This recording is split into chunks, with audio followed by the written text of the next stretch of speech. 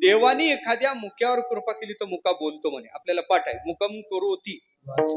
एखाद्या मुक्यावर देवानी कृपा केल्यावर मुका बोलतो. ऐका, एखाद्या साधूने एखाद्या मुक्यावर कृपा केली तर मुका बोलत नाही का? साधूनी कृपा केल्यावर मुका साधं बोलत नाही, शास्त्र बोलतो. साधं शास्त्र बोलत नाही. देवाचा गुरु बृहस्पती त्याच्याशी होड लावण्याचं त्याचं सामर्थ्य होते. मी बोलत नाही. ज्ञानोबा ज्ञानेश्वरी सांगतात, आपुलिया स्नेहाची वागेश्वरी जरी मुकया ते अंगीकारी, तो वाचस्पतीशी करी प्रबंध होता. देवानी कृपा केल्यावर मुकाच बोलतो. आमच्या संतांनी कृपा केल्यावर निर्बुद्ध पशु वेद बोलतो.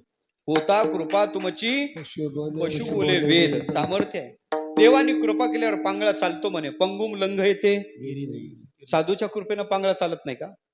साधूच्या कृपेनं पांगळा चालतो. ऐका, सप्तशृंगी पर्वतावर चौरंगी नाथाचे हातपाय तोडून धड तिथं टाकला. त्या वाटेनं मत्स्येंद्रनाथ जात होते आणि मत्स्येंद्रनाथाची दृष्टी चौरंगी नाथाचे हातपाय तोडून टाकलेल्या धडावर पडली.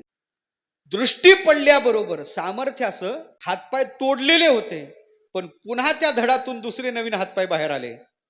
जशाला तसे हातपाय झाले आणि ते चालत पुढे आले. ज्ञानेश्वरीच्या 18व्या अध्यायात ज्ञानोबा हा विषय मांडतात. तो मत्स्येंद्र सप्तशृंगी भग्न अवयवा चौरंगी भेटला की सर्वांगी संपूर्ण झाला.